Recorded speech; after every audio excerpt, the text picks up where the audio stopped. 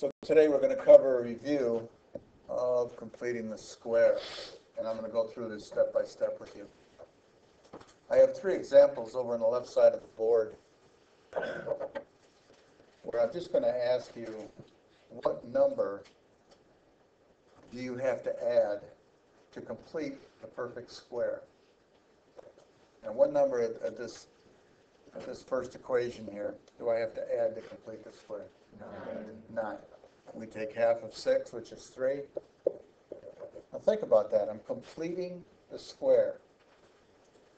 I'm completing the perfect square so that I can write it as x plus what? 3. And so I've added a number where I can complete that perfect square. All right, and that's why we do that. For the second example, x squared plus 7x, what number do I have to add? Don't go to your calculators. Do not go to your calculators. 49 fourths. Half of 7 is 7 over 2. And I square it. We know what 7 squared is. We know what 2 squared is. 7 squared is 49. 2 squared is 4. I'm adding 49 over 4. So that when I take and rewrite the parenthesis, it's x plus 7 halves quantity squared. I've added 49 fourths to complete that perfect square. In the third example, x squared minus 3 halves x, what number do I have to add to complete the square? 9 sixteenths. The rule says we're going to take half of 3 over 2. And if you're going to take half of a fraction, all we have to do is double the denominator. So instead of 3 over 2, half of 3 over 2 is 3 over 4. So I can write x minus 3 over 4 in my parentheses and square it, because that's going to be the square. And what do I have to add? And we said it was 9 sixteenths. We take half of the b term, half of 3 over 2, and we square it. That's the number we have to add to complete the square. So I can write it as a perfect square trinomial. Okay? What did you want me to do? Full screen. Full screen. All right. Dominic says to make it a full screen. It's a little bit easier to read. All right. And Michael, what did you do yesterday? Subscribe. You subscribed. So if you subscribe, you guys already know this. I didn't. I just found out this yesterday because I had something on my website that says you have a subscriber. I just came to my emails. And that was Michael. He subscribed to my YouTube. So what that means, I found out, is that every time that I put a new lesson, Michael's going to get an email saying there was a new lesson added. Is that correct? Yeah. Or a new video added, which will be lessons. Okay. Well, let's continue. Now we've got an equation. And what I'm going to do for this lesson, I'm going to show you one way to do all these problems. It'll cover putting equations in vertex form, and it will cover finding the zeros. So we can do this all in one step. Okay?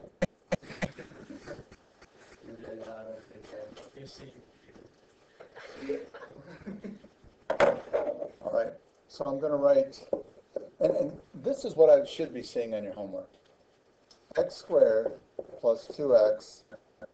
I'm going to group that together.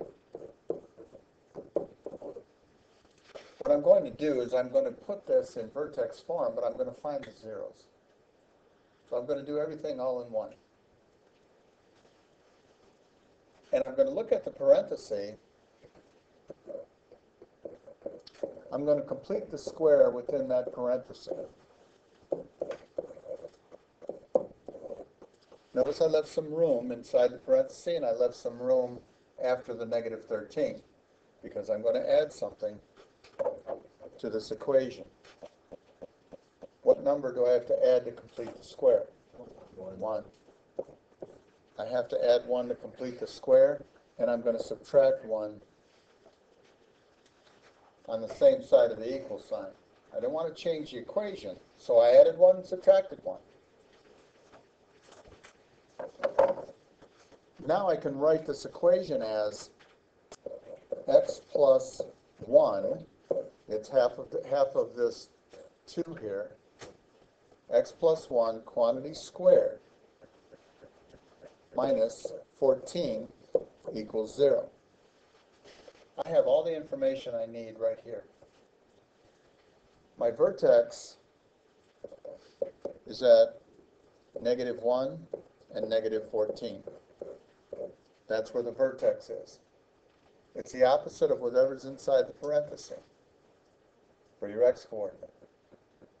The equation of the axis of symmetry, x equals the -1. And let's find the zeros. It's easy to solve to find the zeros. I'm going to add 14 to both sides. I will get x plus 1 quantity squared equals 14. I'm going to square root both sides of the equation to get x plus 1 equals, and what's the first thing we write? Plus or minus. When you take the square root of both sides of the equation, it's plus or minus the square root of 14. All I have to do now is subtract 1 from each side. And I have -1 plus or minus the square root of 14. So I've got the zeros, I've got the axis of symmetry, and I have my vertex. This is all the information for that parameter. Okay, does that make sense? If we have to solve, when you see it equal to 0, if you have to solve, I'm looking for the zeros. If it tells you to put it in vertex form, here's vertex form, right here.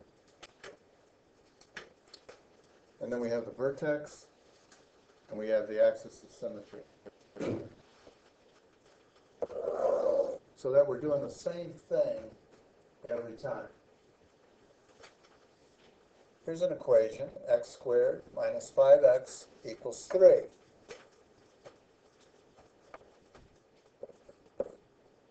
Let's subtract 3 from each side.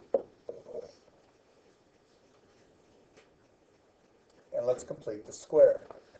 And again, I think this is what I would like to see in your homework. Some of you guys are taking shortcuts. It's not really working out for you. And it doesn't take long to write that second step. What number do I have to add to complete the square? 25/4. We get that by taking half of the b term, half of 5, which is 5 over 2. Then I can write that as x minus 5 over 2 quantity squared. I've added 25/4 to complete the square. If I add 25/4, I have to subtract 25/4. I'm on one side of the equal sign. If I'm adding it, I'm going to subtract it. Now, if I'm a student, if I'm you, and you guys, I know you don't like to work with fractions, so I go to my calculator, and I plug in -3 minus 25/4. I'm going to get a decimal.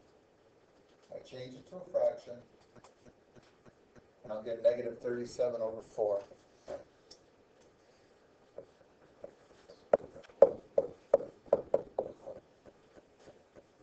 My vertex,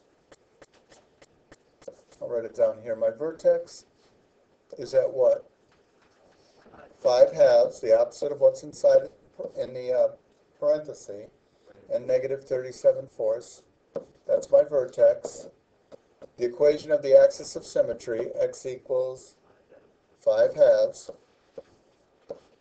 And now let's find the zeros. All I have to do now is add 37/4 to each side, square root both sides of the equation, plus or minus square root of 37/4. Yes, question? What happens if, say, the 37/4 was a positive number, and you had to move it over because you can't square root a negative? That's correct. And I'll answer that question in a minute. By the way, it's a square root of 37 over the square root of 4, which is 2. Okay? And when I add 5/2 to both sides, I would get x is equal to 5/2 plus or minus the square root of 37 over 2. Now I found the zeros. And Julie just asked, what happens if, when I subtract this constant, when I subtract the 37/4 from both sides, what if I wind up taking the square root of a negative number? Does that mean that there's no zeros? Because you can't take the square root of a negative, it's not a real number. There are zeros, and they're imaginary roots, and we'll cover that next week. Okay, they're called imaginary numbers, and we'll cover that next week, taking square roots of negative numbers. Right now, all the problems you have, you won't be taking square roots of any negatives. Okay. The 5/2 plus or minus the square root of 37/2 is where this graph crosses the x-axis. So I've got 2 points, 5/2 plus square root of 37/2 and 5/2 minus square root of 37/2. Those 2 places where it crosses the x-axis. I have my vertex at 5/2 and negative 37/4 and the equation of the axis of symmetry. And I should be able to sketch that if I need to sketch that parabola, which we're not doing, but okay. Most of you guys, I think, are okay with what I've just shown you. And now let's take a little bit tougher problems. The ones with coefficients in front. Okay? I've given you 2 equations. For the first equation on the left, let's do all the things that we did before, because I'm just going to show you one way how to do all of these. F of x equals, I'm going to group my x terms, 3x squared plus 12x, and then minus 4 at the end. In order to complete the square inside the parenthesis, the coefficient of the x squared term has to be 1. So what I'm going to do on the next step is factor out the 3. I'll have 3 parentheses x squared plus 4x. I'll leave some room so I can complete the square, and then minus 4. I'm putting this equation into vertex form. Looking inside that parenthesis, what number do I have to add to complete the square? 4. I take half of 4, half of the b term. Half of 4 is 2. 2 squared is 4.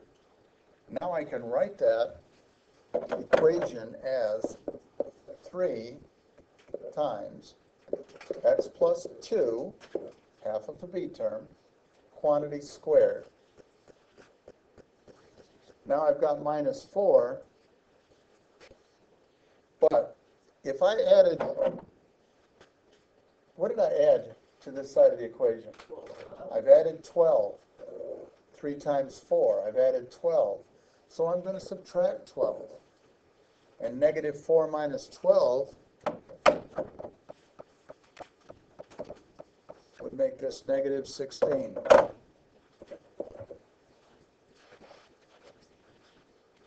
my vertex. Tell me what the vertex is. Negative 2, the opposite of what's inside the parentheses, and negative 16. That's the vertex. Does this parabola open up or down? It opens up because I have 3x squared. What is the equation of the axis of symmetry? X equals negative 2. Let's find the zeros. What happens when this equation is equal to 0? I add 16 to both sides of the equation. 3 times x plus 2 quantity squared equals 16.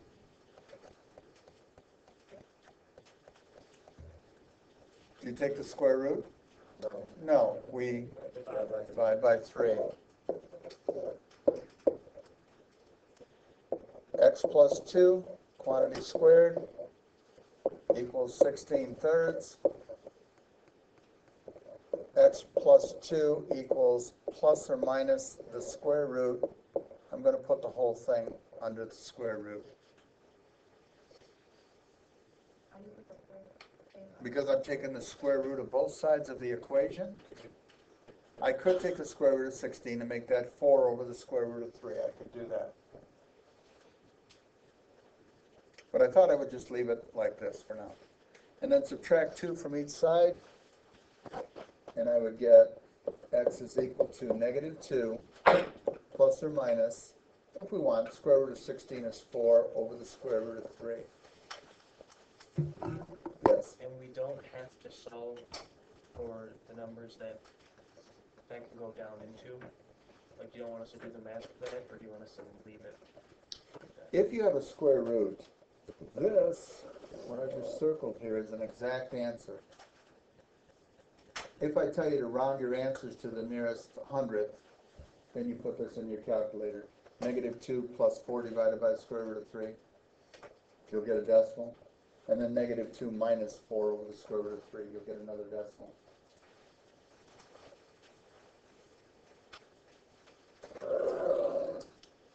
One more example.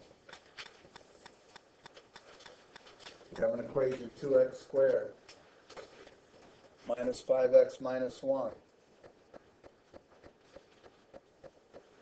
We want to solve by completing the square. I want to put this into vertex form. The 3 things I'm looking for, and it depends on what the directions say. If the directions tell you to put the equation into vertex form,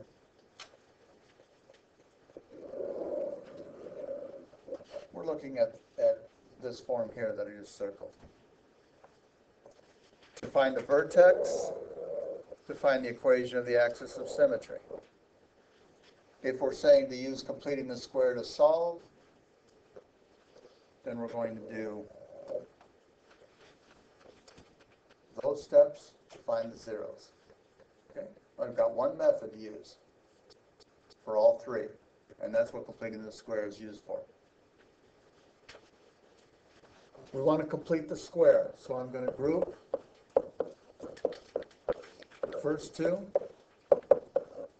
I cannot complete the square unless the leading coefficient is 1. I'm going to factor a 2 out of the parenthesis. I will get x squared minus what? 5 over 2. Think of it this way.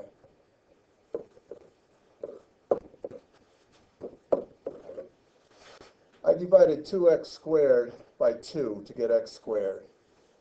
And I divided 5 by 2 to get 5 over 2, and then I factored the 2 out. You could think of it that way or just factoring 2. If I multiplied 2 times negative 5 over 2, I would get negative 5x.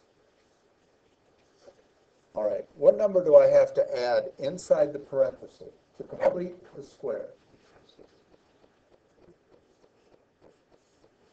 Okay, what is it? 25/16. 25/16. And that comes from, you take half of 5 over 2, which is 5 over 4, and square it, 25 over 16. Now I can write the I've just completed the square, so I can write it as a perfect square. X minus 5/4 quantity squared. What have I added to the left side of the equation? Have I added 25 over 16? No. I've added 50 over 16. 2 times 25 over 16 is what I've added. So then I'm going to subtract 25 over 16. And I'm going to go to my calculator, which you cannot see. Or 50 over 16, sorry. 2 times 25 over 16 is 50 over 16. I'll go to my calculator because I'm thinking that this is probably what you guys would do. I'm going to put negative 1 minus 50 over 16. I'm going to get a decimal. I change my answer to a fraction, and I'll get negative 33 over 8.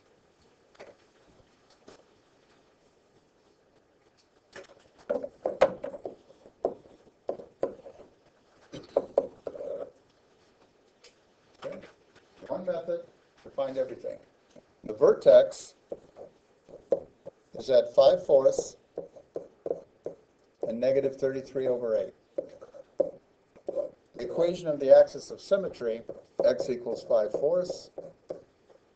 Let's find the zeros. I'm going to add 33/8 to both sides of the equal sign.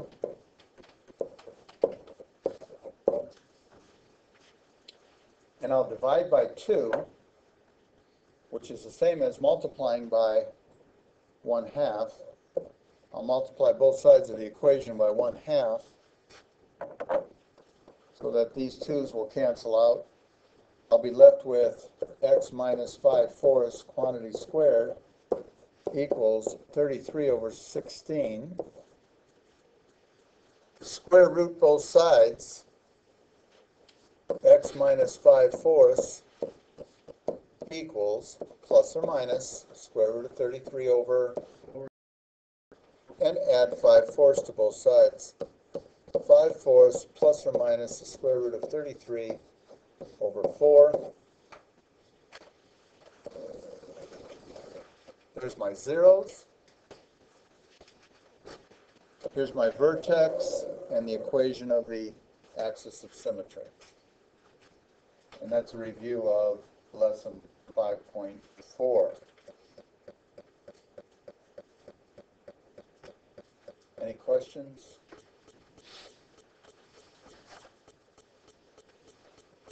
All right, your homework for tonight is going to be